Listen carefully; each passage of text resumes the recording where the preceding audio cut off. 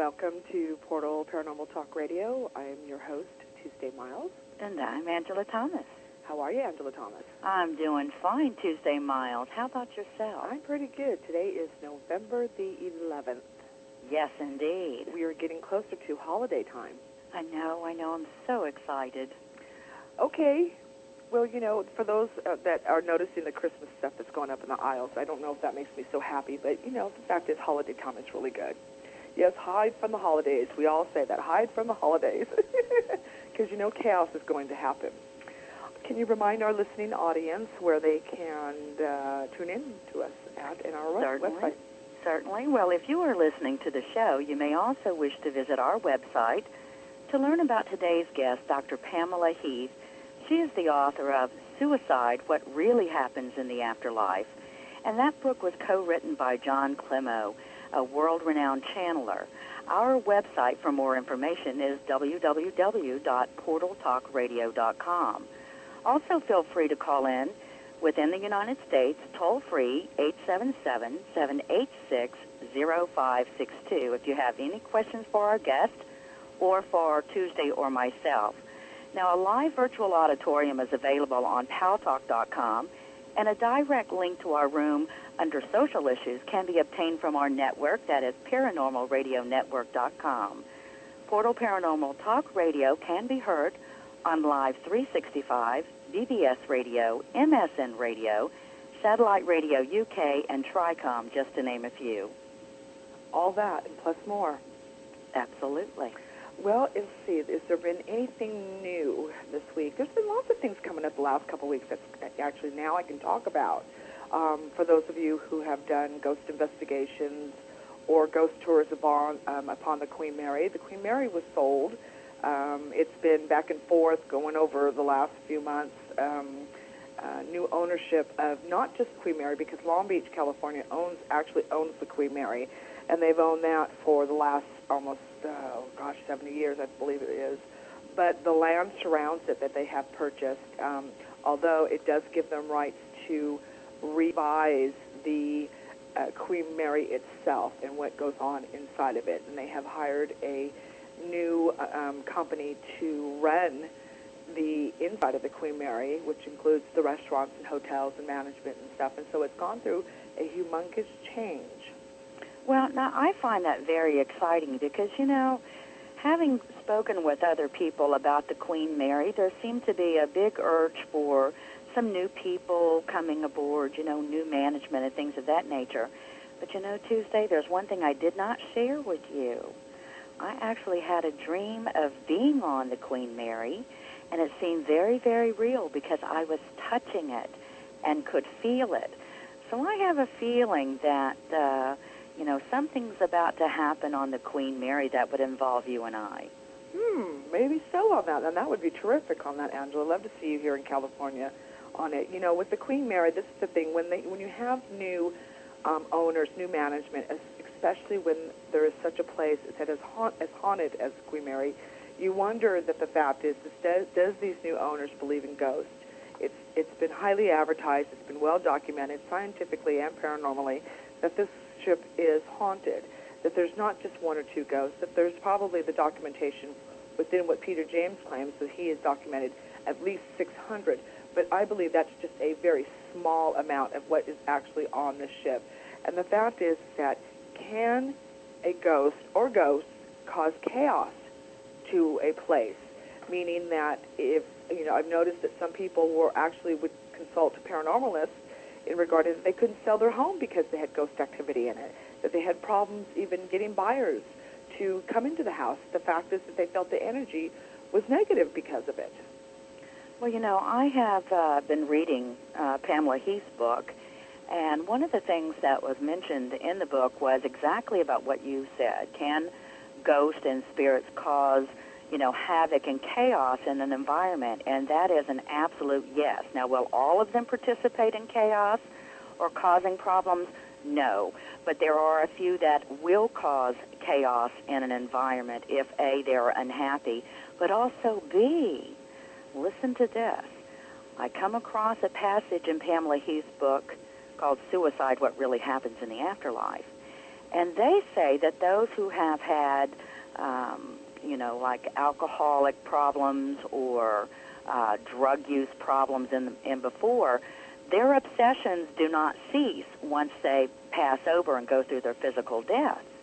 And so they tend to seize the opportunity on other individuals. So when we speak of the Queen Mary, and we know, that has had a lot of history throughout the, decades, that there's got to be some of those that would have had some sort of, vice, such as a drinking problem, etc. Right. And they would to seize the opportunity, especially if the environment itself did not cater a bit to their own liking.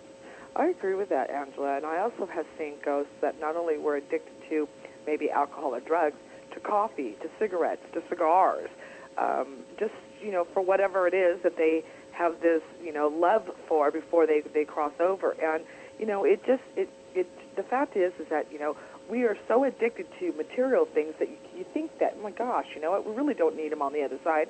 Is it, it's not for our better good, in fact, to take it over with us, that we have to have those continued cravings while we're on the other side. I mean, we don't have the body. We know that we just return back to energy. It's interesting to me, the fact is that it's not just the body that craves this, that the memory or the mind does. And that, in a sense, is staying with us when we do go over on the other side, that we are not losing that memory, that we are still regaining that memory, and along with the addictions that go with it. Yes, and in this book, and which I'm very eager to speak to Pamela Heath about, because I have to tell you, it's almost as though she was inside my own head with all of these questions. But one thing, I have learned, and I really never thought about it to the extent until recently, is that, once we do pass over into our new world or into our new life, we do have various experiences, and those experiences are based on what our experience here on this earth plane was. So I found that very interesting, and I have lots and lots of questions for Pamela Heath. That's a good point, and also Trucker in our virtual auditorium makes a good point. Is it mind memory or cell memory? And I have to say that I'll stand corrected on that. More or less cell memory, I would assume, on that, Trucker. Good point made on that. Mm-hmm. And I also said to Ori Spado, who is actually Peter James' manager and is still very active and with the Queen Mary. Sad thing to say is that with some of the VIPs, the CEOs of the Queen Mary, I'm sorry to say that they have, they're going to be replaced actually on it. If they've already left already. And Paul Brown, who was the entertainment manager there, who had a lot of involvement with organizing the Ghost Fest and the Ghost Convention there. And mind you that, we're not sure at this point on how much involvement they're still going to allow people to continue their ghost work there. So we might have to do the Save the Queen or Save the Ghosts on the Queen Mary. We might have to send some emails out to them, and I'll let you know about that. I'll post it on the site and let you know how that's going to go, whether or not that we really need to convince these new owners that it is important to continue the research on the ship regarding this and how they really need to include them.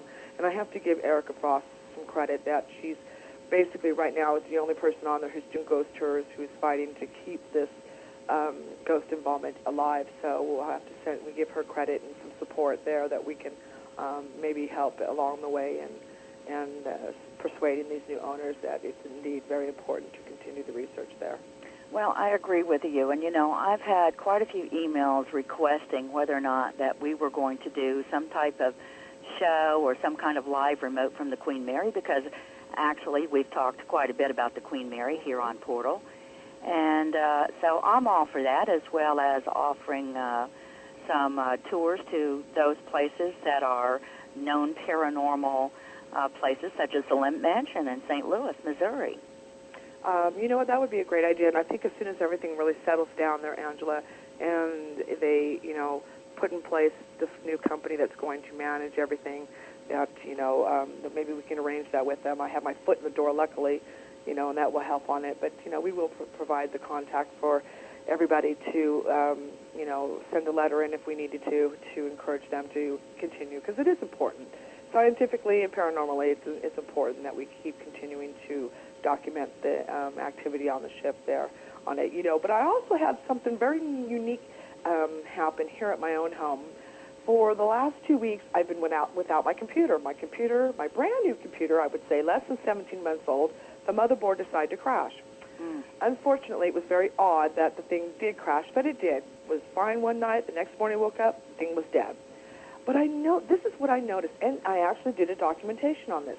On the other side of where my computer sits I have a very large bathroom there, which is, it's got only the shower, but it's a very large bathroom.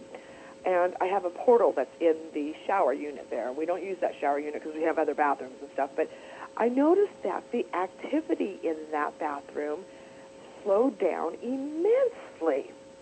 And I thought, I'm just wondering, the fact is that because the portal's on the other side of the wall where the computer was, that the electromagnetic field from the computer, with the energy from the water in the bathroom, it actually slowed the activity down. Now, I did purchase a new computer, and it's been up now for 2 days, and I've noticed the activity increased. Isn't that something? Well, you're going to have to do something this go-around Tuesday to protect your information on the computer. Well, back up. That, to me, it's the fact is that somehow or another, that the electromagnetic field from my equipment plus the water seems to be fueling this portal. And without it, it seems that maybe it doesn't have enough energy to open. Maybe the fact is that the ghosts don't have enough energy to show themselves, to function in a way sense. I found it very interesting that, and then, I also noticed too, Angela, that, I have several portals open on my property, and then I started going to each other portal and noticed that the location of it, mind you that I have one on the back porch. Now, there's the wire that comes from the electrical pole straight to my home, which, of course, gives me electricity, and there seems to be a portal located right underneath that, right next to the gas water heater. So it has the electricity and the water both. Right, and James Hatcher did speak a lot about if anyone has an electrical pole near their house, that certainly creates an environment for spirits. It gives them the opportunity to utilize that energy.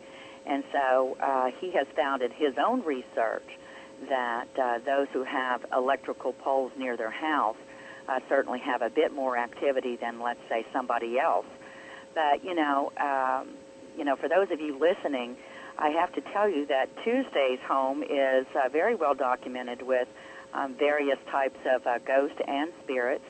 And Tuesday, did you not say that, what was it, about a week and a half ago, when another group came to investigate in your home, and they brought along a psychic with them who actually named this Elizabeth that you've been talking about for so long, who is the guardian of that portal? Did she not come up with Elizabeth's name? She sure did.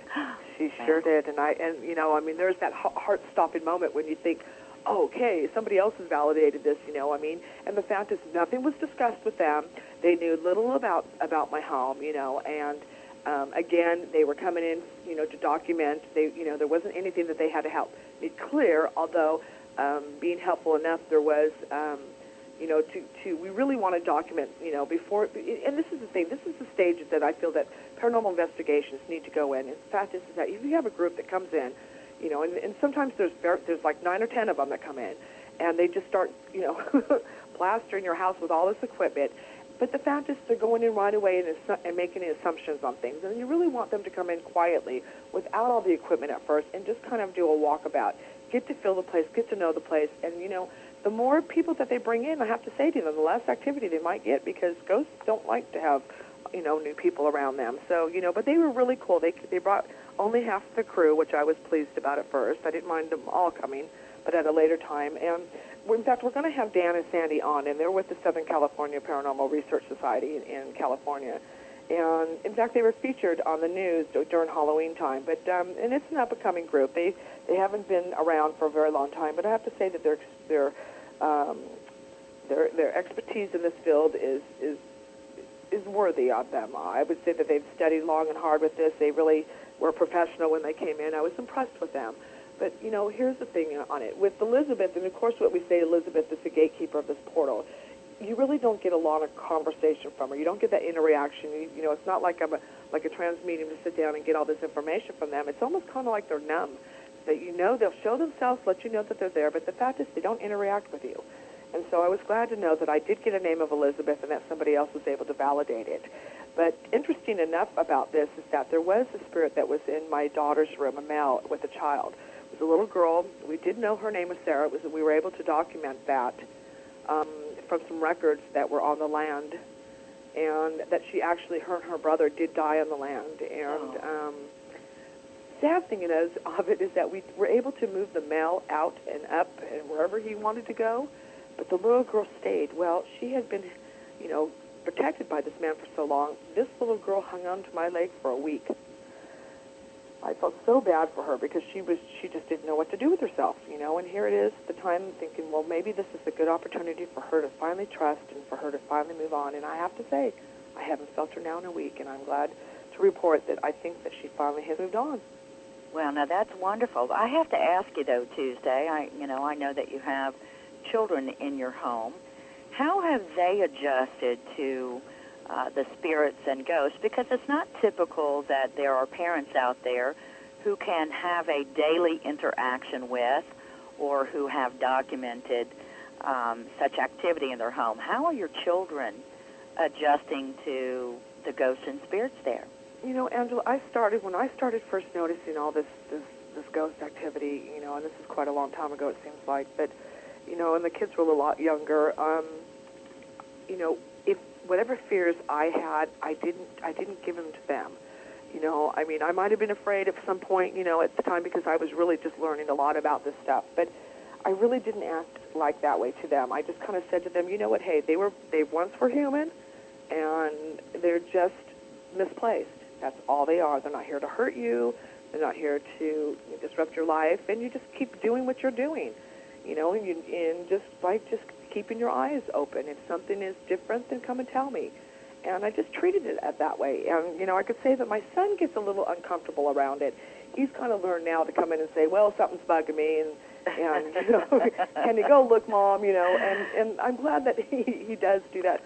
And, you know, on the other hand, my daughter's went in and she's cleaned her room one day and then went to sleep, and the next day she's woke up and everything that she had cleaned and put just in its place was all down on the floor again. So, you know, and she just has a good sense of humor about it. She laughs about it and just says, well, doggone it, you know, I mean, and she goes and puts it back again. And, you know, she'll kind of actually set a toy aside for the little girl and say, you know, well, here, you can play with this. Leave the rest of my stuff alone, you know. But they really do treat it as they're not there to harm them. They're not here to harm any of us. They are misplaced, and that's it. And they really are teenagers now, so they kind of just do their own teenager thing. You know, they're more important to be more of a teenager than it is to be involved with anything about ghosts. Well, so let me ask you, Tuesday, on, you know, ghost hunters, because I know that you've had quite a few different types of groups that have entered your home. You've had those paranormal investigators, and you've had ghost hunters, and you've had psychics, and you've had an array of, you know, titled groups and people. What would you say to our listeners about selecting a group to come into their own personal environment?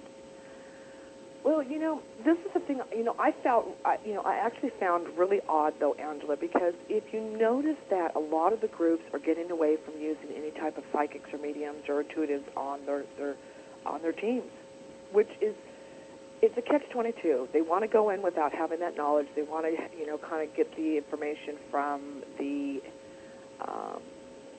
normal is what they want to say, you know, and build it up, per se, having a psychic give them information, which they tend to take in consideration first before they do the scientific investigation. But also, too, it wasn't as easy to get teams in my home, because the fact is that this ghost activity caused because there was one being that there was a graveyard maybe located around here, that this is the reason why there's so much activity, not only in my home, but throughout the whole neighborhood, too. Was it the fact is because I'm a psychic medium that I am causing it, that it is my vibration or my light that shines, that they are drawn to, and this is what's bringing in so much activity. And whether this is a psychic phenomenon versus a paranormal phenomenon. Well, what would you recommend to those individuals that are experiencing paranormal activity and who has neighbors, family, friends that are not quite convinced that this is really a reality for, let's say, John or Jane Doe? How can they introduce the subject or ask those within their own social circle to, in other words, believe them without feeling like, hey, I'm a crazy individual here. I'm now seeing ghosts.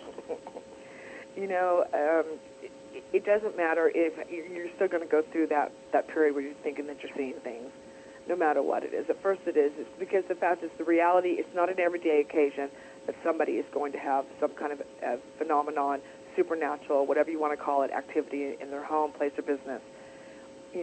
That in itself is unique. And people tend to brag about it first before they seek outside help on it. They only start seeking outside help when it comes a little bit too personal or they come a little bit too close. And the fact is, whether their sleep is being disrupted, they're being touched, all of a sudden there's, this ghost is showing up all the time, then it becomes unnerving.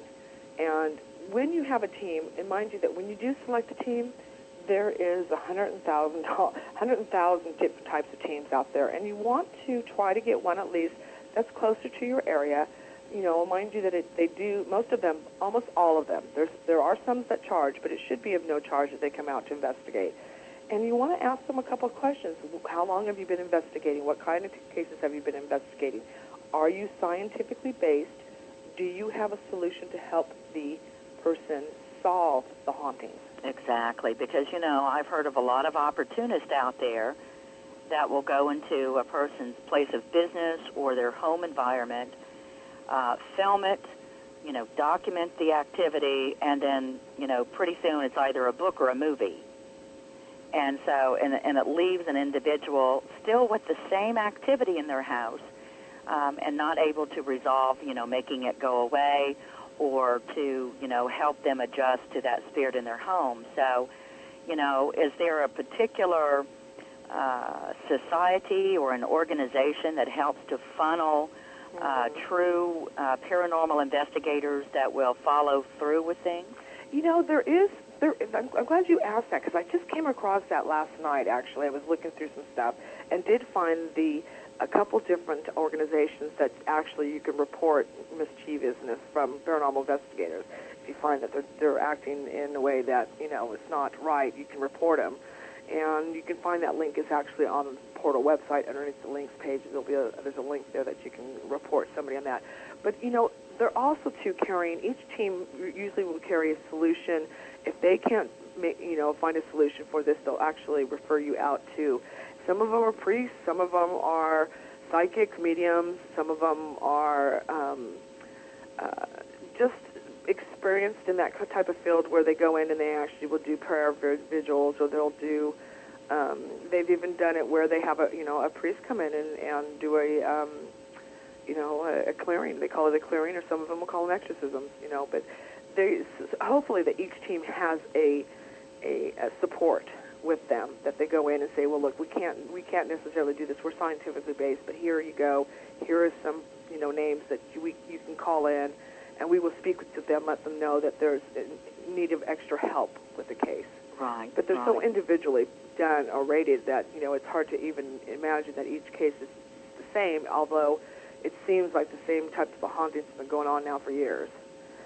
And Angela, I think that we're going to take a break here. I think that our station manager said that we're going to do a breaks here on the half, so on it. And we've got just about, he should take us into a break, so we'll be back in a few minutes.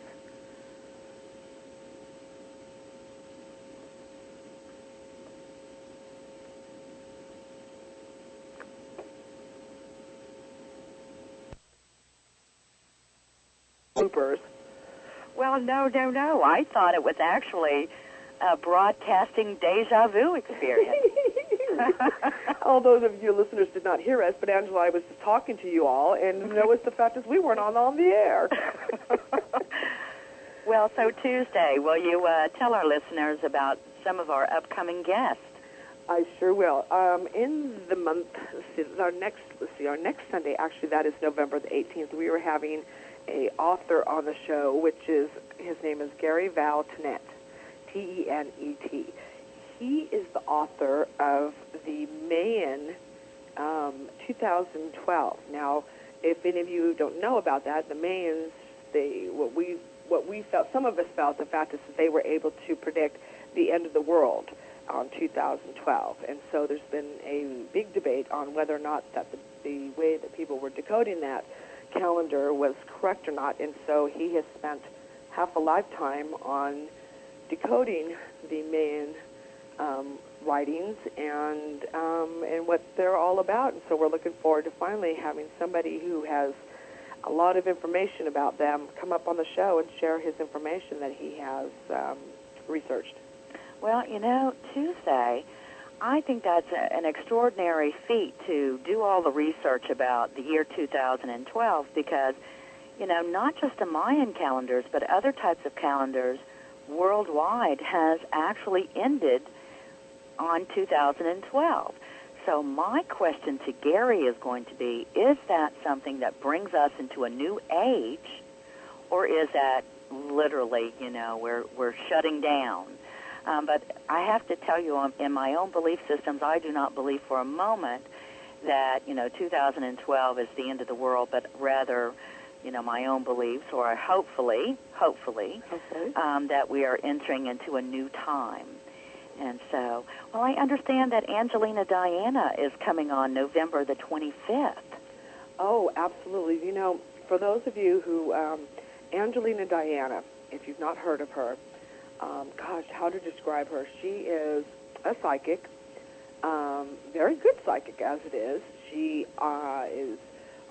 she has a radio show that she does every week, not on the internet. This is a radio station with call letters that she's guests on, so she does take a lot of call-ins. And I went and listened to her, a couple of her shows, and I have to say, Angela, she didn't miss a beat.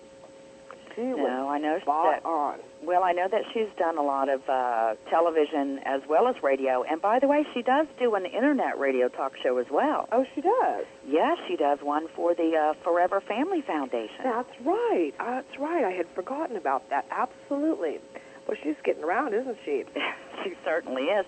Wasn't she just on Montel Williams? She was on Montel Williams, and just to name a few of the other places that she's been on. I mean, she's making herself well known all over the place, and I'm glad to bring her on board. Also, those of you who are listening today, mark your calendars for November the 25th.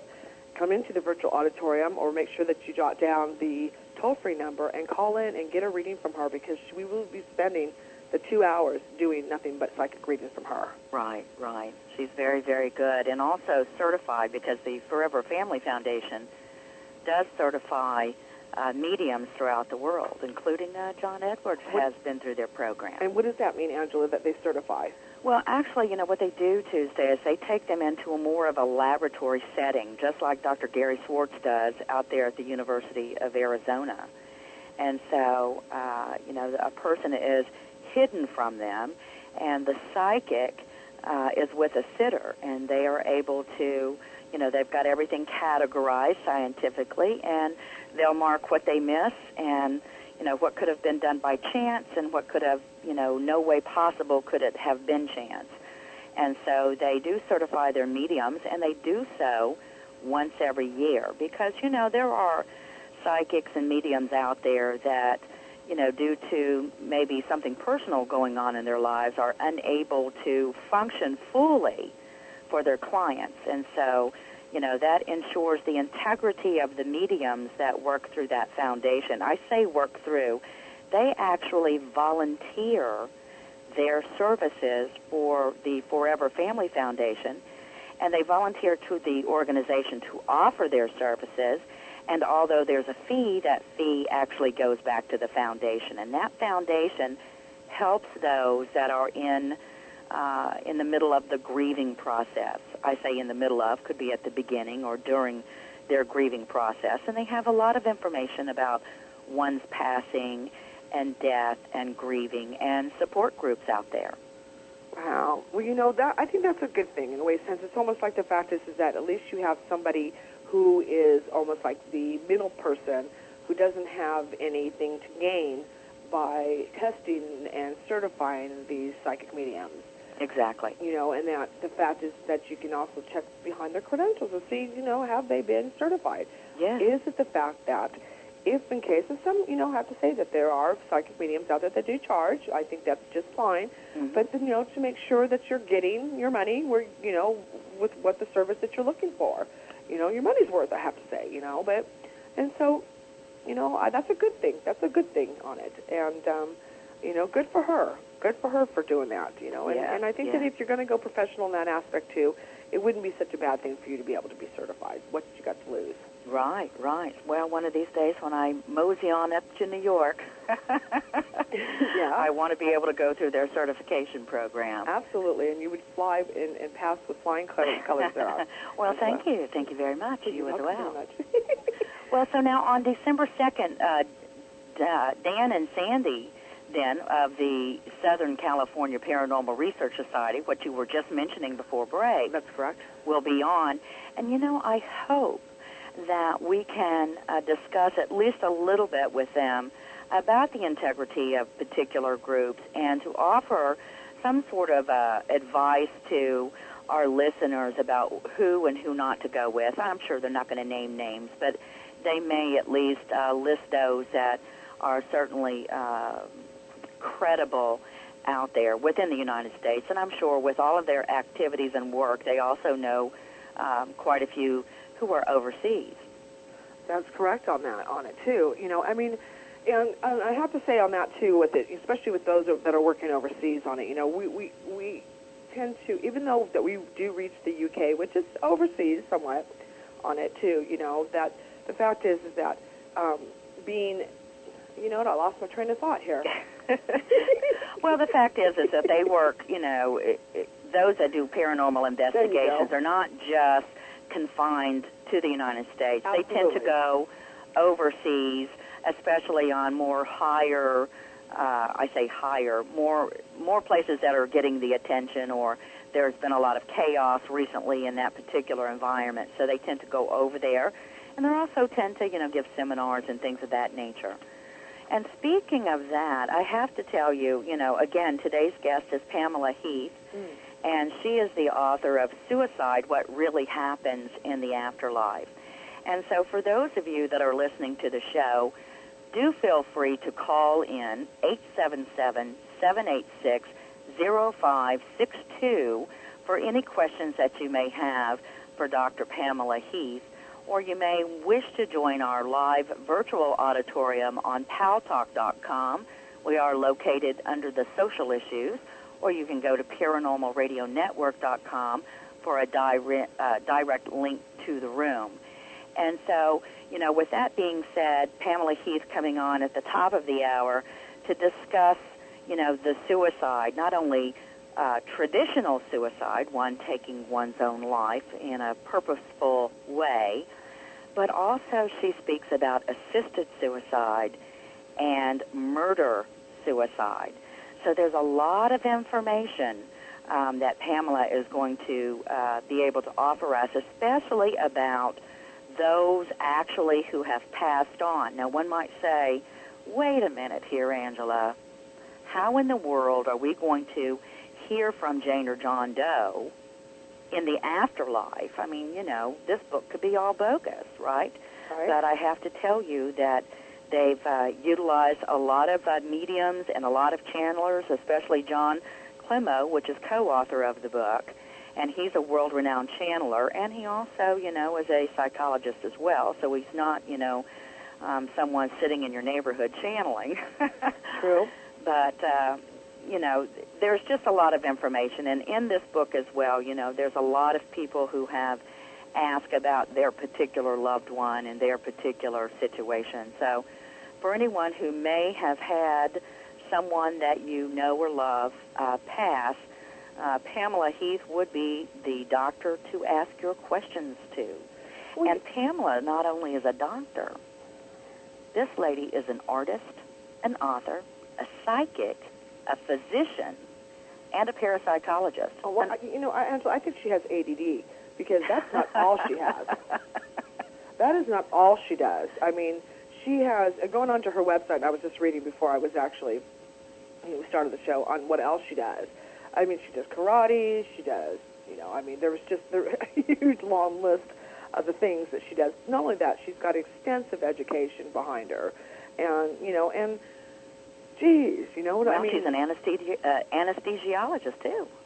She's an anesthesiologist, and then somebody's asking in the virtual auditorium bowls is asking, well, she may read me. The only thing that she's not doing now is she's not doing readings. Even though her being a psychic, though, she's not doing readings anymore. She does it for personal friends and just for, here nor there, but she doesn't seem to go out and do, cold readings on anybody anymore. So, unfortunately, though, but the fact is that she does tarot cards also.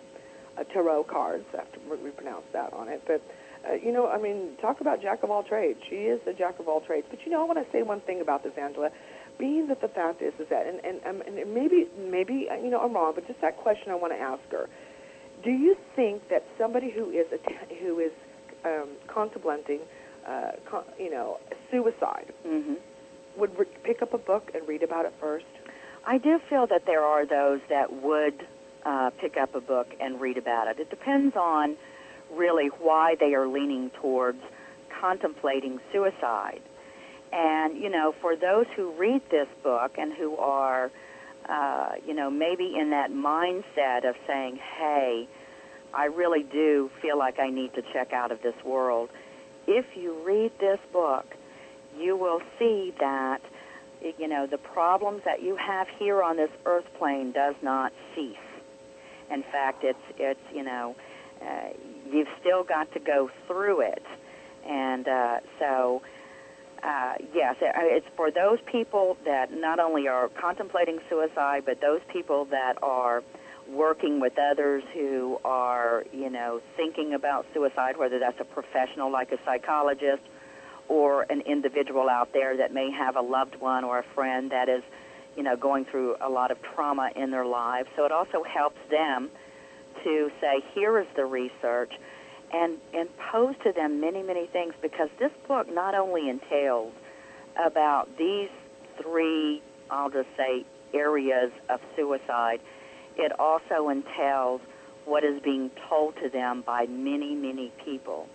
And so especially those that have passed through this world by their own hand, they are sending those messages back loud and clear that it is not the thing to do. It did not resolve their problems whatsoever. So, I have to say this too, Angela, to our listeners. If there's anybody out there that is going through something so devastating that they are thinking of suicide, please don't, because there's so many people who can help you, who love you. I mean, the effects that you leave on the people who love you is just everlasting. That they, it's something that almost that you can never heal from. Losing a loved one to suicide. And if any of you are ever contemplating doing suicide, please, you can reach us at Portal Paranormal Talk Radio. Just, extend your hand out there for somebody. Reach out for somebody to help you, because, as Angela and I are not, either one of us are qualified to help you through this, but I have to say that we would find you help. We will reach out to you and help you find somebody that can help you. It's just not the way to go. There is ways, the solutions. There is ways that you can get through this. And, please don't do that. Right. And, I think that we also need to encourage, to reach out to the medical professionals in the community. And, reaching out to a medical professional, emotionally or mentally is no longer, there's not a stigma behind it these days. We've seen a lot of people helped with, stress, anxiety medications, and, it becomes part of a normal conversation now. Hey, I just visited my doctor, or I just got on a new medication to get me through this time, et cetera, et cetera. So certainly we encourage going through your medical professionals in your community. Well, like I said on it, it's just and also too, I have to say that there was, I had it over the weekend. During the weekend, I heard another EVP that was played on Coast to Coast with a spirit talking about God again. This is twice that I've heard this, which is absolutely amazing in itself. That spirit is acknowledging God. Yes. And so, I mean, as much as we want to say that maybe this higher spirit, this higher energy is up there, our higher power is there, but I have to say that too. It might be out of their hands too.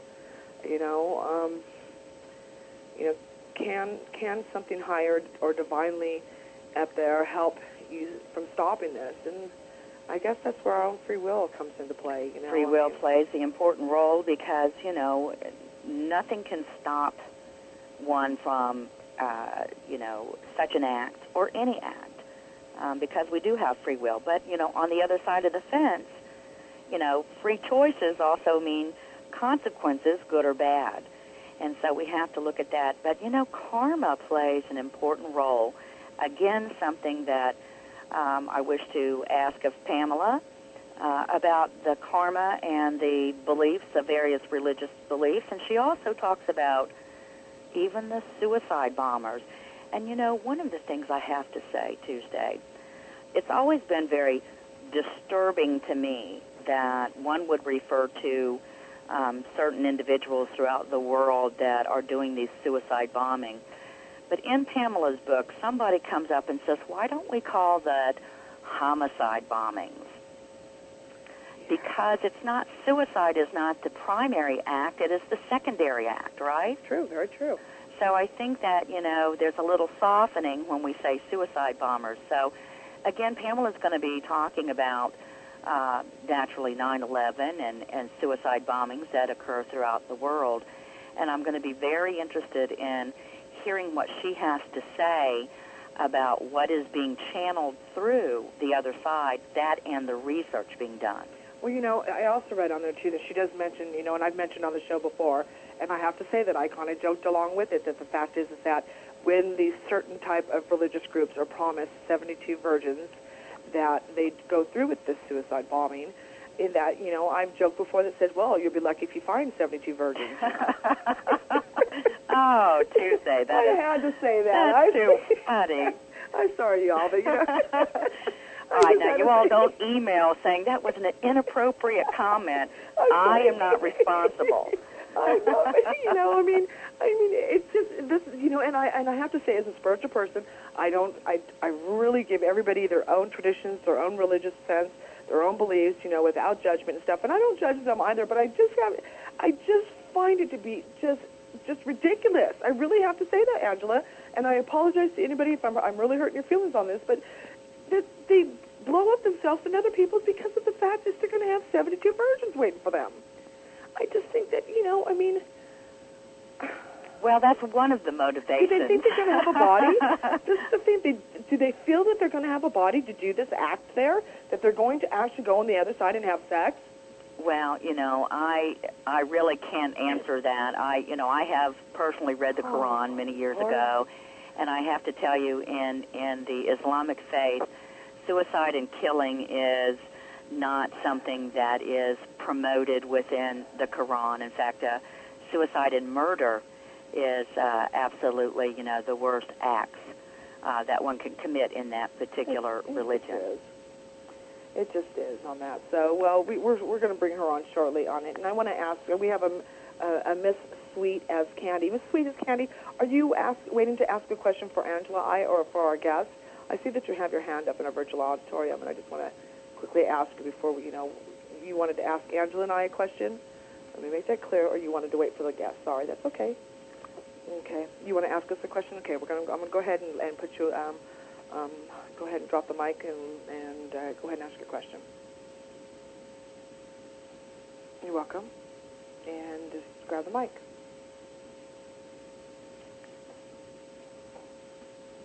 Got to grab the mic, Miss Sweet. You can call now her mic up. You can ask your question in the virtual auditorium if you want to. Text it too. That's fine. We can answer you here. So, well, we got a couple minutes. Got to hurry. Well, I'm certainly glad that we do have somebody asking a question. Yeah, I'm glad that, yeah. And for those of you that do wish to ask a question of Pamela Heath, and if you are in the live virtual auditorium, please feel free to raise your hand and or call toll-free 877-786-0562.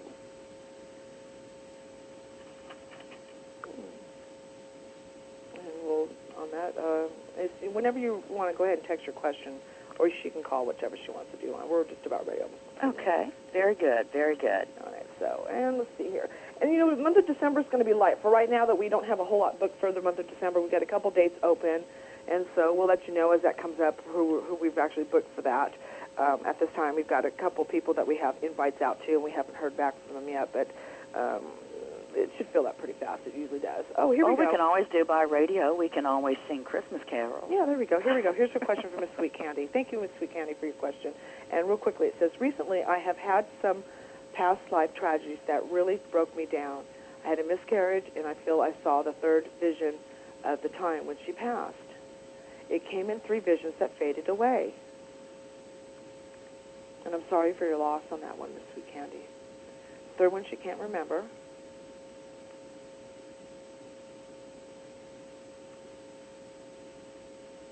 We're waiting for the rest of the response on that. Mm-hmm.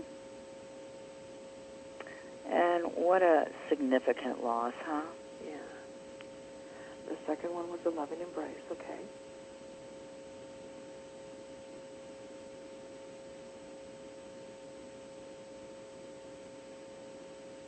Okay.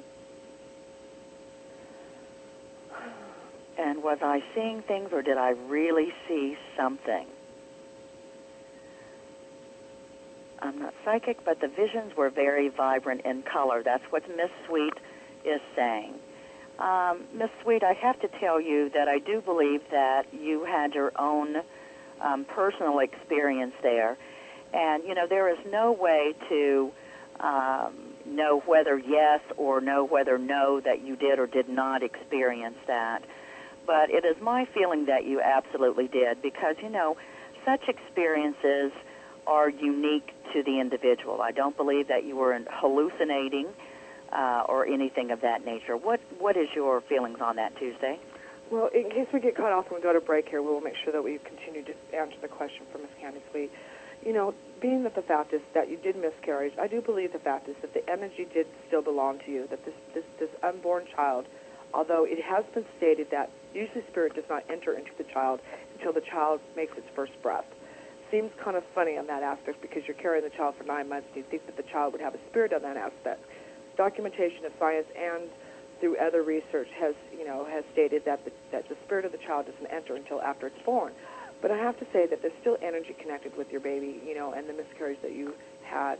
And I do believe the fact is that you were seeing something that was connected to you, that belonged to you. And I would not doubt that you were not seeing things, that you were actually experiencing what you did see. It was an adult embrace. Well, you never know. The fact is that, you know, I mean, you know, and I think we have to go to break real quick on this. Hold that thought, Miss Sweet Candy, and we'll finish this one when we come back. Let's go to break, and we'll answer that when we come back.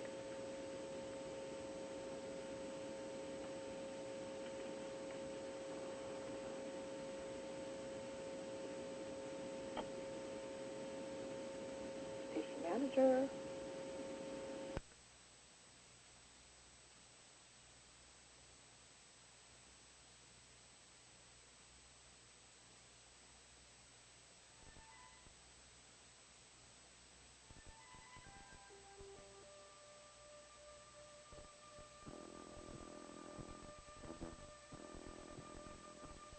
Tune in to UFO Undercover, Wednesdays at 8 p.m. Eastern, with your host, Joe Montalvo, right here on the Paranormal Radio Network.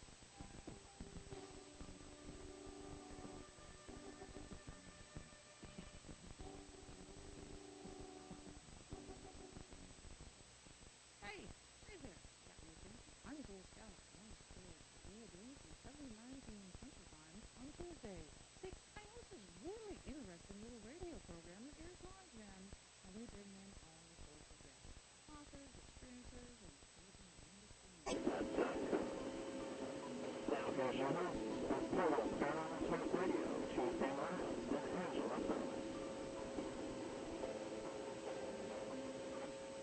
And welcome back. I'm your host, Tuesday Miles. And I'm Angela Thomas. And real quickly, Angela, we did have that, our guest from our virtual auditorium was talking regarding about the loss of a miscarriage, and she was saying real quickly, and we'll answer this real quickly, we'll bring our guest on it. Miss Sweet Candy, I really believe the fact is that, just because sometimes, like we say, the death of our body does not mean the death of our spirit, and I do believe the fact is that you were seeing maybe a, the essence of the miscarriage that you have. My belief system on this is, not to be cut and dry, but I do believe the fact is that maybe that the spirit of this, has not been assigned to this baby as of yet because it was such an early miscarriage. But the fact is that we have to get on with our first guest, but I really don't want to cut you off there. And you can email us also, too, or we can email with you if you'd like to at portaltalkradio@AOL.com, and that way we can continue with the conversation with you, okay, Ms. Sweet? And that would be, we would be more than happy on that to continue with answering your question and helping you with with your question on that, okay, sweetie? And she says, thank you, you've been a help, and you're welcome. On that note, Angela, let's bring our guest on. Well, today we have the artist, author, psychic, physician, and parapsychologist, Pamela Heath. Welcome to the show, Pamela. Well, thank you for having me. Oh, thank you for coming and joining us. Okay, we didn't name all of them. We were talking earlier, Pamela, about you and all of the things that you're involved in, and we wonder how in the world that you're able to keep up with your calendar. I alternate, I guess, what my interests are. For example, right now I have an oil painting sitting on my easel that's been there a while because I'm working on rewriting what was my first book, The PK Zone, which is actually getting a new title as well as getting expanded and revised. So I just sort of have to sort of alternate what I'm focusing on in my free time. But I do enjoy a lot of different things. Angela, let's give her Pamela's website out so that way our viewers can actually go in and look what we're talking about. Yes. Pamela's website is PamelaHeath.com. And there's a tremendous amount of information on there. Pamela, let me ask you, I have read, or almost read, all of your Suicide, What Really Happens in the Afterlife. What started your journey in writing this book? It actually started when I was a graduate student in parapsychology, and the head of my program was John Klimo, who is the world's greatest expert on channeling. And anyone who's been to grad school knows you spend a lot of time in the office listening to your advisor talk, and they just go on and on and on. You sit there and you listen politely. And one of the things he told me about was an experience he had had where he was asked to put together some information about the channeled messages of suicides for a woman who was thinking of committing suicide, but she kind of wanted to know what she was getting into. And he gathered together about 20 pages worth of material, which made it pretty clear that it's not a real good idea. It's not like you burn in hell forever, but it's just not a real smart idea. You aren't going to get what you want, so it's just don't do it. Don't go there. And I kept thinking, what a great book, and I was going like, John, you should write this book. John, you should do this book. 10 years passed. Wow, pretty close to it. And he still didn't do the book. And I'm like, this book really has to be written. There's nothing out there that gathers this information together in one place. And there's a lot more information than people would think on it. So I started doing the book and sort of dragged John in with me. And I went through his entire collection of channeled material in his library, which is many hundreds of books. And I also did internet search for other material that he didn't have. Right. And I ended up reading about 500 or so books and journals and magazines and things like that had channeled material, looking for things that had information about suicide in them. And about a fourth of them did. So it ended up being about approximately 125 sources. And then I decided, being the complete insane person I am, that we should really make sure that we could sort of have some kind of proof that this was meaningful information and not just coming from channeled sources. So we also looked at past life regression, hypnotherapy sessions, and information that came from people who weren't mediums in dreams, and reincarnation research, and just about everything we could think of to try and get a sense of whether this material that was coming from channel sources had any kind of validity to it at all. And there was a lot of consistency, which I thought was really incredible. Do you think a person that goes through reincarnation, let's say a person who is suicide comes back with reincarnation, carries with them the pain that they brought with them on suicide into the reincarnation? Yeah, it depends. You know, there's a great book, by the way, on reincarnation for those who are wondering whether to believe in it or not, called 20 Cases Suggestive of Reincarnation by Ian Stevenson. And some of his patients had memories of suicide and even had, like, birthmarks related to how they died. The big risk in terms of reincarnation is that people who have committed suicide in previous lives seem to have a higher tendency to committing suicide in this life than people who never committed suicide in an earlier life. So it's sort of it's not a huge trend, but it's a little bit disturbing. Well, I can imagine. Well, I know that one of the biggest questions out there, Pamela, is what is it like in the afterlife? Well, what's sort of interesting about the suicide book is that it's clear that they don't have that different of an experience from everybody else who dies. Just that in the sense that they have the same transitions, they have an adjustment phase, they have a period when they're doing spiritual work, and then if you believe in reincarnation, there seems to be a lot of reports that you spend some time preparing for your next life. And the big difference between suicides and people who die by other means is that each of these phases seem to be just a little bit more difficult for them. They have a little more confusion in the transition. They have more trouble recognizing that there are people there to help them. But the basic phases at each stage are the same as what everyone goes through. So it sort of has a certain amount of usefulness for everybody, even if your life hasn't been touched by suicide. So now in your book, you spoke about those who have, passed through means of suicide do begin their new world on a lower astral plane. Can you explain that a little bit more to us? I'm not sure if it's so much that they begin on a lower astral plane as they get stuck there more. And it appears to be that a lot of them don't realize they've succeeded at killing themselves, and they keep trying to kill themselves over and over and over.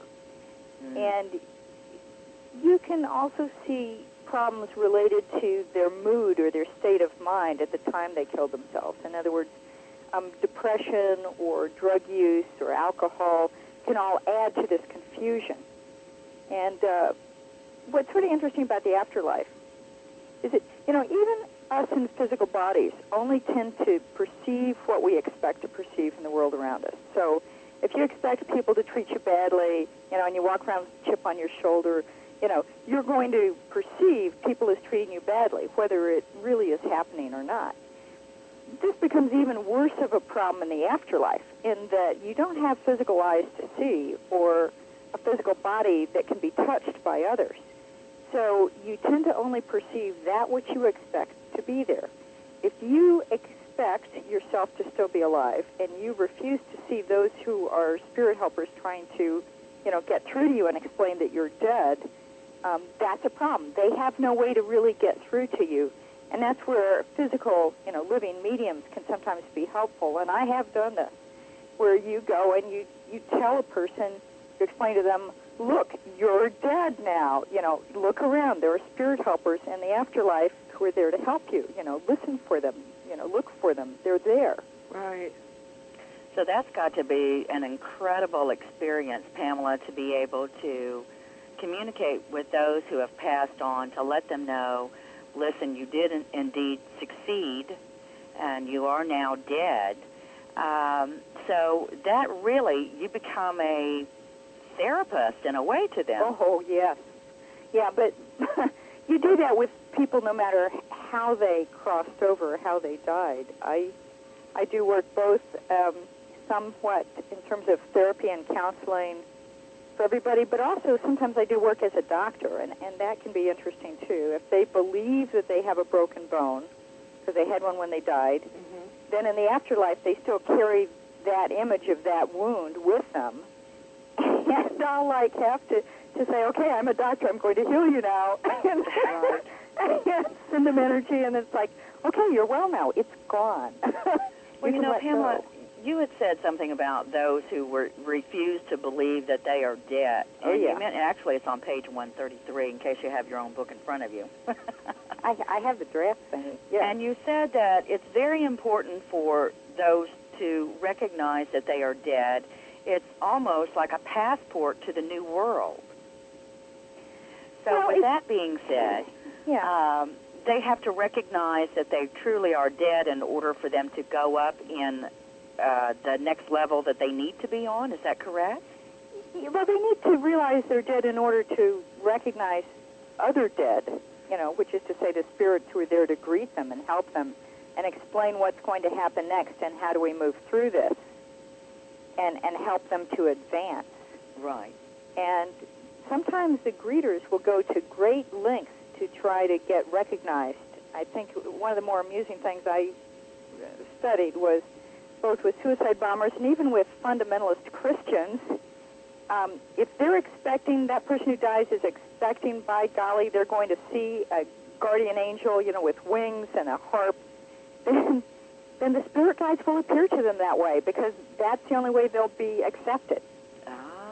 And so they will sort of match your self-fulfilling prophecy to a certain extent, at least initially, just to get you to recognize them. And then once you recognize them, then they can start easing you into the reality of things in the afterlife. But I tell you, people who have the hardest time are the skeptics. Those guys have the hardest time when they die. Absolutely on it. So, considering the fact is that, majority of people do the suicide because, and this is just under the individual suicide, that, the fact is their pain is so great, the fact is that's what they're trying to escape, it's the pain that they feel here on Earth, not understanding that that pain is going to continue with them on the other side, that we have certain, certain things that they can do for healing here. What is it that they can do for themselves over on the other side for healing? There are several things that are done. One of the commonest actually is sleep. They'll actually sort of put you in this little hospital-like setting and let you just sort of sleep for a while. And then when you wake up, they'll sort of check and see how you're doing. And if you're like freak out, then they'll let you go back to sleep. They also have centers where they apparently will give you energy, certain levels of energy.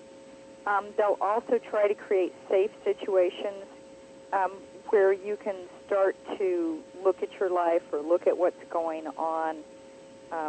But they may do this in very limited ways. Like with the suicide bombers, they apparently really separate those people a lot from each other. Although they'll sometimes put them in groups if one of them is starting to realize, so that the others can start to realize, too, that they're dead and what's going on. So now, Pamela, there's 3 different types of suicide that you address in your book, and that is the traditional suicide, one's own hand going, deliberately, doing the act. And secondly, then, the assisted suicide. And then thirdly, you speak about those such as suicide bombers and terrorists. Can you explain to our listening audience, is there indeed a different experience that all 3 of these categories go through on the other side? Yeah, I would say the greatest difference is with assisted suicides. If you're taking the life of a body with a terminal illness, and I want to emphasize that, terminal illness, not just, gee, I am in a lot of physical pain, I hate being here, I want to opt out, but I've got cancer, I've only got, a short period of time to live, and maybe I don't want my family to be totally financially drained and to continue to suffer, for this short period of time I'm going to save. Those people have a totally different experience. They don't tend to have regrets, and there doesn't seem to be the stigma to it. However, I would have to say that even so, the spirit guides recommend that you not make this decision lightly, that you think about not only its effect on you, but its effect on the people around you, and you talk about it to the people around you, and you make sure they're okay with it. Because one of the things you start to realize is you are still aware of people's feelings, the people who are still alive. You're aware of their feelings, even after you've crossed over. So if they're really upset and sad and crying and can't deal with it, you're going to be getting hit with that emotion and that feeling, and it's going to make it harder for you. So if you can make sure everybody's on the same page and comfortable with it, and you've explored other options, and this feels like the right thing for you to do, it's been well thought out, then they say there's no real problem with it from their viewpoint. And unfortunately, today that we don't have that as a legal thing to do. Correct. By assisted suicide anyways. I mean, it's looked upon as being assisting somebody in murdering them. And I have to say, though, Pamela, I think that in some circumstances that people might need to have the choice of having that happen to them. Well, I suspect we're gradually moving in that direction, but it's not going to be fast. And just speaking as a doctor, I'm not comfortable with that. I've had patients who came for surgeries and said, I don't want you to wake me up afterwards. Wow. Let me die. I'm not comfortable with that. My feeling is, if I'm putting you to sleep, I'm going to wake you up again. Or at least do my best. If it's a trauma, I may not have a choice. But it's something I think a lot of doctors aren't comfortable with, and that's where we're going to have to come to terms with it. But there certainly are countries where it's become legalized. And I guess the thing that's sort of interesting to me is when we were doing this book, I tried as hard as possible to draw from as many different cultures and eras as possible so we could try and get to the truth of the matter, by what everybody said that was the same as opposed to the things that were different depending on what culture it came from. So to try and sort of eliminate the cultural value of things. And I have to say, I was pretty surprised that although certainly there are some that say assisted suicide is bad, there are a number of them that say, hey, this, the spirit realm doesn't look at this the same way as people, who are living right now. So what can you say to those listening, Pamela, who have been left behind as loved ones of one that is now deceased? What can you say to them about their loved ones' experiences when it comes to their own religious beliefs? Because many, especially within the Christian, realm, Catholic, Christian, whatever the case may be, that this is a tremendous sin, and certainly just the tremendous sin places a burden, not only because of the loss, but a burden on them thinking that my loved one has committed one of the huge mortal sins out there. What can you say to an individual or family that is carrying around this burden? Okay.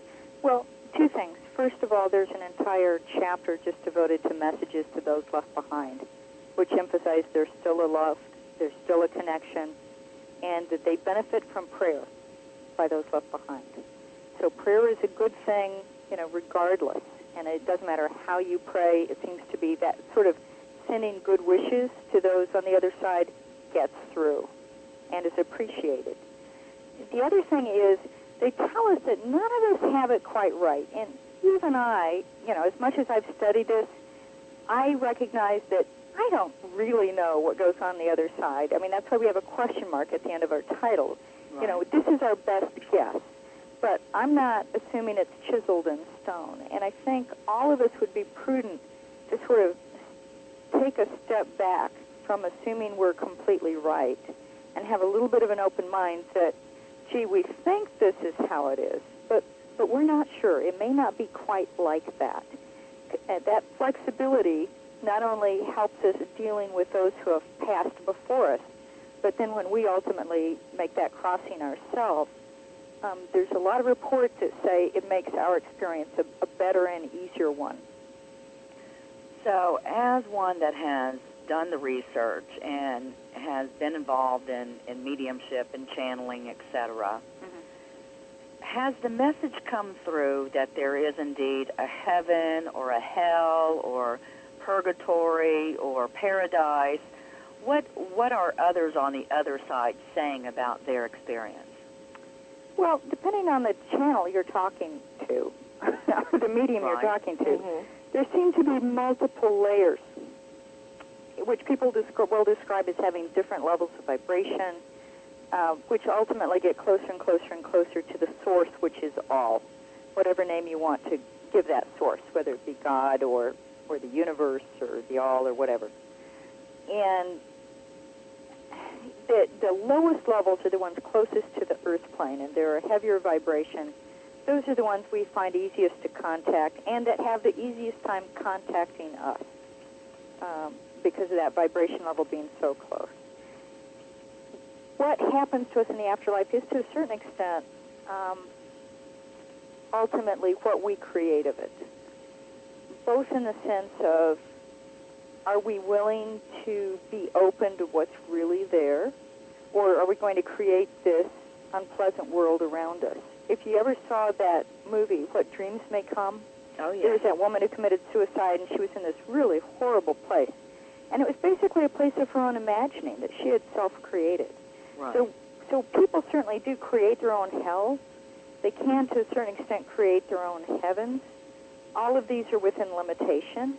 And there are spirits over there who are dedicated to trying to help us make the best of ourselves. So no matter where you are, there are people there to try to help you move up, shall we say, in the world. I have to say that, Angelique, I mean, is she psychic or what? Because what you just brought up, the virtual auditorium is sitting here, been texting about the movie that you just mentioned. And, yeah, I am psychic, though, but you know, and it's a common movie. Real quickly, though, Ashburn is asking in the virtual auditorium, which is something you just talked about. In Mrs. Heath's experience, is there a place similar to what we perceive hell to be? You know, there are self-created hells, and of course, if you read material from the 1700s, they definitely believe there's not only a hell, but there's multiple hells.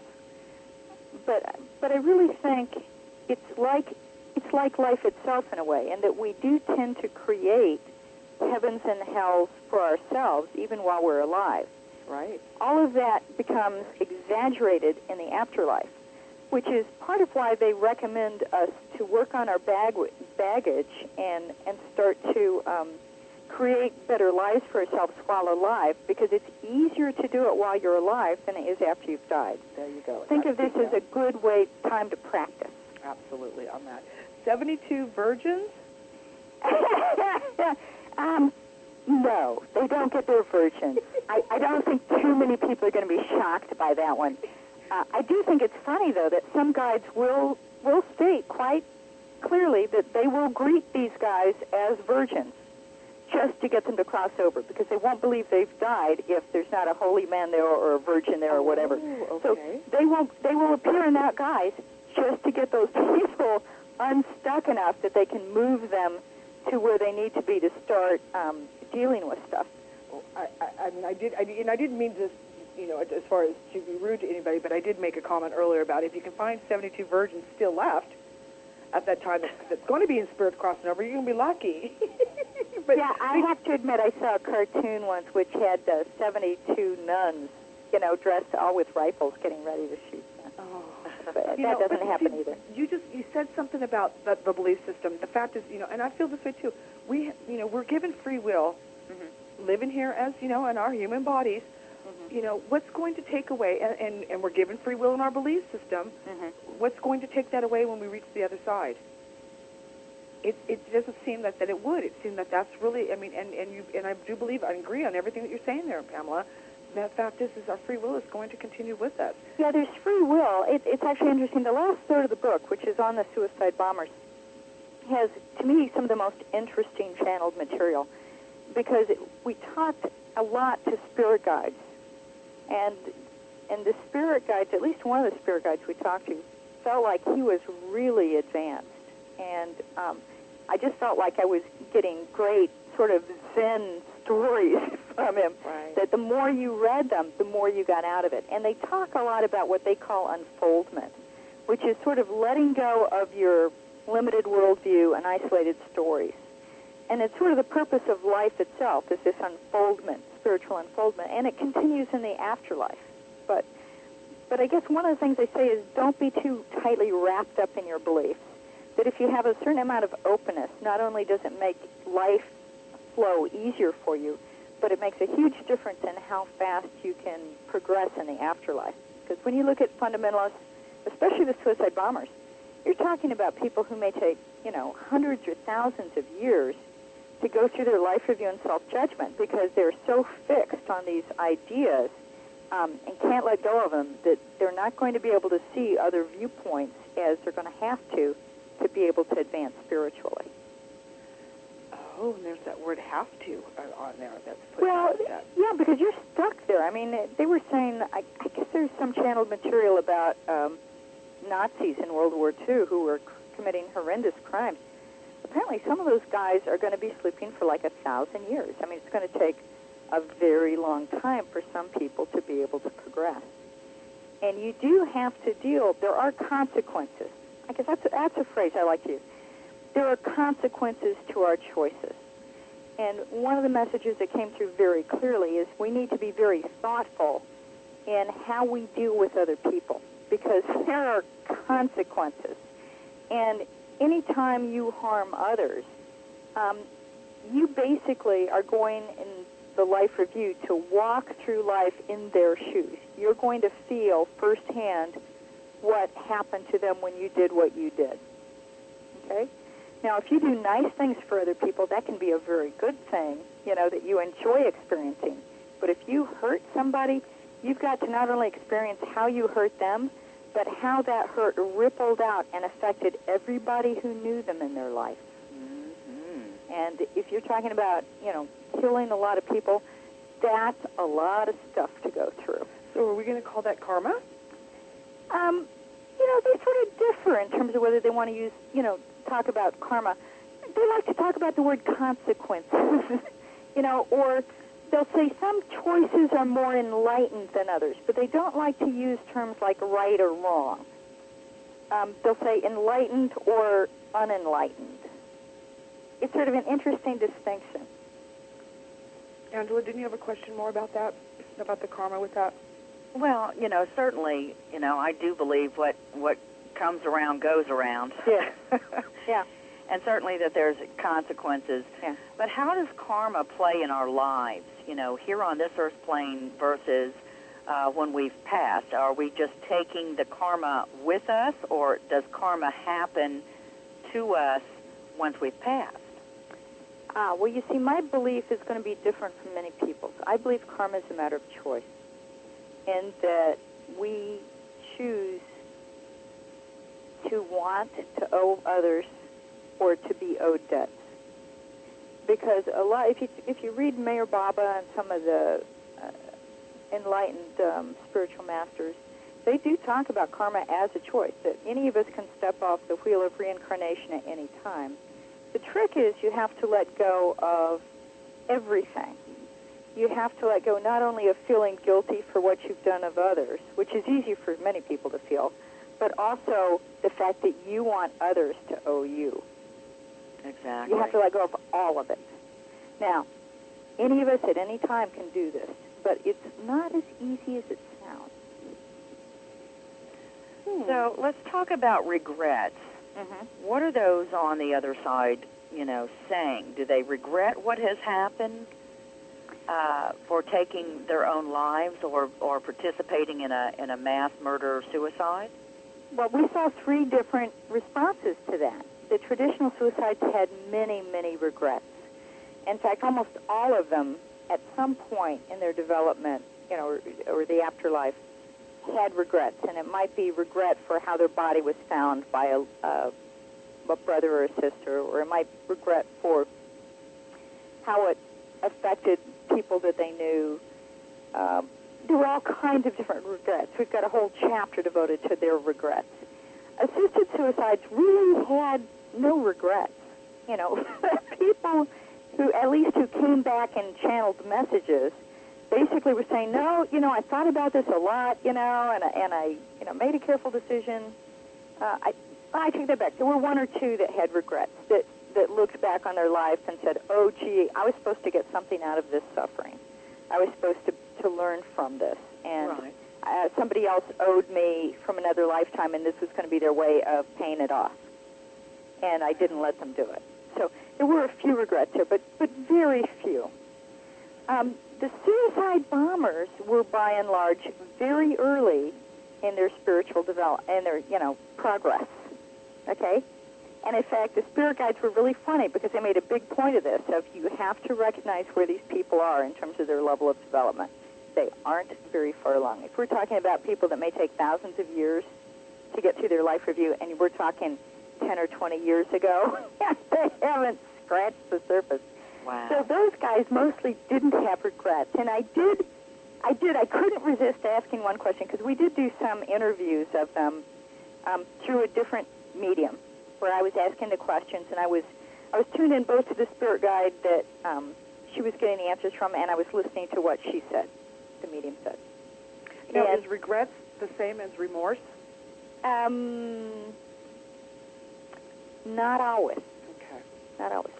But anyway, so what seemed to be the case is I wanted to know, well, what do you think? These people told you were going to get all these virgins and you were going to be in paradise at the right-hand side of God, and, were they lying to you? And all of the suicide bombers would admit to was, it's not what we expected. But they were mostly not in a place of regret yet. There had to be at least one that was regretful, though, because apparently he met with somebody he had killed and agreed to reincarnate in another lifetime as her brother and was going to help her raise her children, and that was going to be how he paid his debt to her. Oh, So that sounds very Gandhi, doesn't it? There had to have been some regret there, but by and large, you weren't going to see them admit much, but they were very early in their development. They hadn't gone very far. Let me ask this real quick on this. The term earthbound, Mm-hmm. Being that the fact that we're just going to use it as a term, earthbound spirit, on it.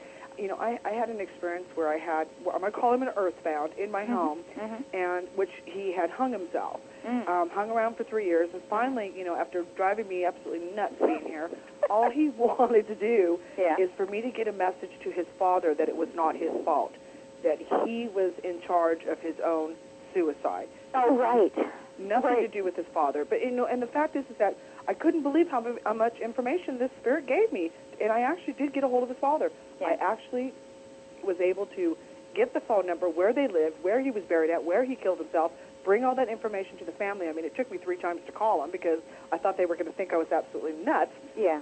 But it stopped him from constantly feeling that he caused his son to kill himself. Yeah, and that's an important point that a lot of suicides do channel back, is they don't want those left behind to grieve for them or feel guilty. It's a very common message because, and each of us is responsible for our own choices. Ultimately, others may or may not contribute to the choices we make, but ultimately we're the ones responsible. And again, it just goes back to this thing of we need to be very thoughtful in what choices we make when we're alive. How easy is it to be thoughtful? I mean, it's just such an easy thing to do. Well, I'll argue with you on this a little bit because I think with many suicides, they're in so much pain, and they're suffering so much emotionally. And a lot of these people, when they actually commit suicide, they aren't necessarily completely in a normal state of mind. Many of them may be on alcohol or drugs, or in very strong emotional, whether angry or sad or whatever, it's incredible amount of emotion, which sort of puts you in a clouded sort of mental state to a certain extent. And I think it's very hard for people in that state, for whatever reason, to make as good of choices. But the spirit realm does say there's always people around us to help us. And if we ask for help, they always answer. We may or may not listen to what they're answering. But if we will, for example, pause in terms of our thinking, our constant chatter internally, they will try to get a word in edgewise and make suggestions or give encouragement. And hopefully everybody recognizes that is a spirit guide that's doing that and not just your own self-conscious that's doing that. Well, I don't know if it's a bad thing. I mean, From a parapsychology viewpoint, it really doesn't matter what the source is, whether it's your unconscious mind or or a spirit. What matters is, or even a trickster spirit, what matters is, what are they saying? Are they saying, or is it saying something useful to you? Mm-hmm. Is it saying something positive? If it's saying something positive and it's helpful, listen. Yeah. If it's saying something negative Yeah, right. and it's not helpful, don't listen. So you don't get focused on the messenger. Focus on the message. Well, very good advice there, too, Pamela. And speaking of that, negative messages, in your book you talk about those who have passed on, who were at one time drug users or alcoholics. And you mentioned that they tend to obsess with others. And you gave an example of one that, was a drinker who would, find themselves in the local bar and finding one that is depressed and in low spirits. Did you say that they possess others who are depressed? I don't think possess is perhaps the best term. I think they influence. And I think, again, to get back to the living, because I think it's important for us to recognize that there's not a big change between life and afterlife. If we hang out with people who are upbeat and cheerful, it's hard to stay sad around them. On the other hand, if you're feeling upbeat and you start hanging out around people who are really doom and gloom, it's hard to keep that positive attitude. I think energetically, when they will influence people, and in fact, I have had that happen, where I was walking around and all of a sudden I felt incredibly sad, only, having a bit of experience as a medium, I'm like, wait a minute, this doesn't feel like this sadness belongs to me. Right. And I'll look around, and there's a spirit there, and it's not trying to hurt me. It's just incredibly sad and trying to figure out what's going on, and it doesn't realize it's affecting me. And I think that kind of thing also affects a lot of people who don't know what's going on, and so they just think they're sad. They don't realize that sadness isn't coming from within, or that craving for a drink isn't coming from within, or that craving for drugs isn't coming from within. Okay? Pamela, we have a question from one of the listeners in the virtual auditorium, so Yeah. we're going to let Kevin come up and ask a question to you on it. Okay. Kevin, go ahead. Takes him a second.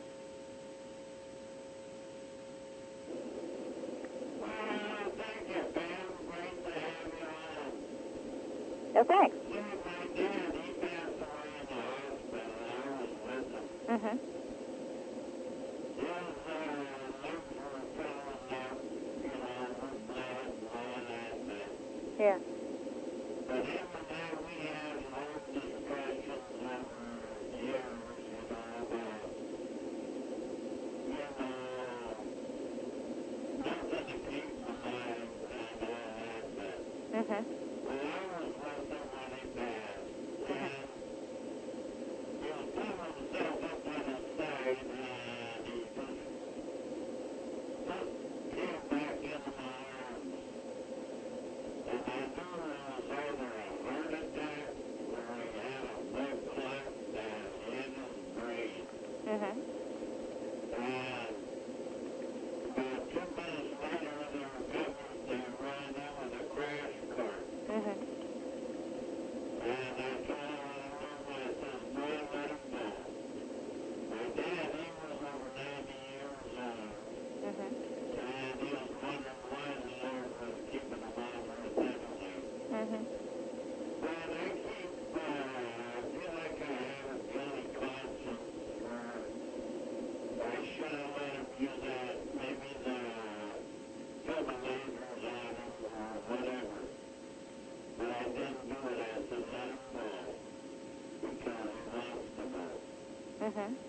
So, and I have a guilty feeling there. I'd let go of that guilt, I really, it's Thank you, interesting, Kevin. a number of spirits talk about the fact that they don't want to linger on life support.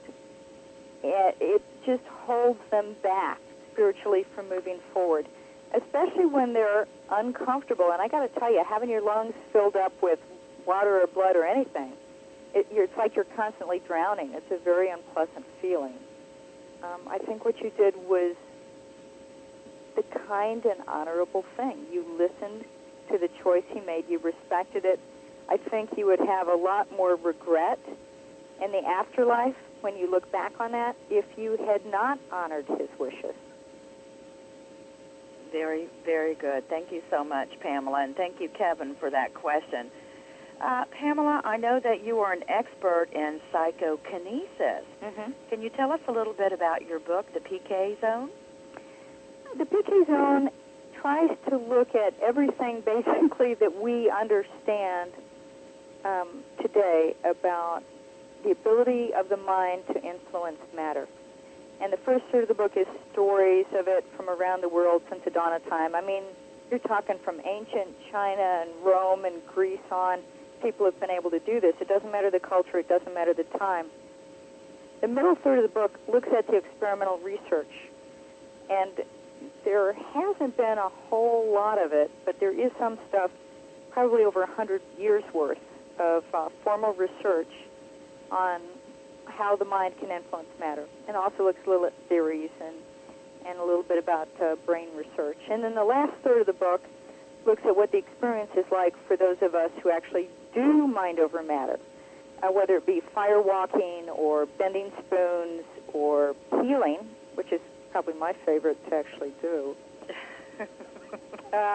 So it tries to sort of take the reader on a journey of understanding everything about this. And I wrote it not for everybody. It's kind of an academic-y kind of a book, and it really was written for a couple audiences mainly. Those really interested in parapsychology, because there's a lot more, again, just like the channeled messages of suicides, there's a lot more information out there than people realize because nobody's gathered it together in one place before. But I also wrote it for people who actually do this stuff, whether it be poltergeist agents or others who have uncontrolled abilities, and they're trying to get a handle on what is this, how do I deal with this in a healthy way and integrate this into my life. And so I was trying to sort of make them understand that this is a perfectly normal ability, that everybody's got it, this is what we understand about it and how to deal with it. And, you know, these are sort of what your experiences mean and how you can sort of get better at controlling it. So it's a pretty big book. I like the normacy that you put on it. Angela, we only have a couple more minutes left on it, but I want to ask also, too, that our listeners, that they can reach you at www.pamelaheath.com. And you have a MySpace? Yeah, I do. Yeah, I'm Pamela Heath on MySpace. There you go, on MySpace. And anything new and up and coming for you that we can look forward to? Two things. One is I like people to know that the suicide book is now available in Spanish. Oh, and it's done by Palmira Libros, which is a publisher in Spain. And the name of the book is Suicidio que sucede realmente en el otro lado, un libro que puede salvar miles de vidas. Struggled through my Spanish there.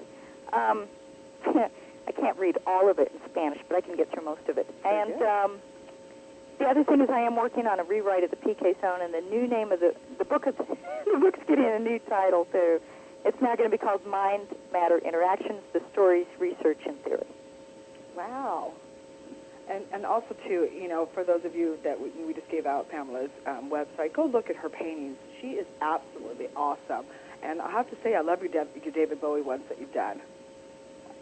Which one, the David Bowie? The David Bowies. I've done a couple of those, yeah. Oh, I love David Bowie. But you have captured not only, it's so likable. It is David Bowie. And not only that, Kevin Costner. I can tell you like Kevin Costner. Well, no, I enjoy portraits a lot, period. And what I discovered a long time ago is if you do portraits of celebrities, they sell well, and you don't have them sitting in your closet long term.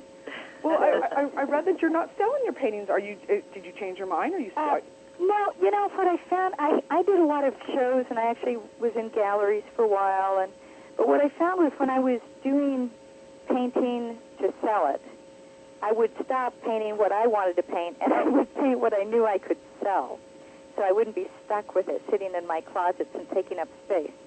And I got to the point where I realized I didn't want to do that anymore. So now I paint more what I want to paint. Although you know, and I'll occasionally sell a piece or give it away or, you know, do other things. Art has been a long-term love of mine. And the other thing is I'm also expanding the cartoon galleries, and there are people all over the world now who are borrowing cartoons with permission. I don't normally charge for it, but I do like to know where it's being used. Absolutely. Well, Pamela, it's been a wonderful experience for all of us here at Portal, and I appreciate you coming on. Tuesday appreciates it as well. Please come back.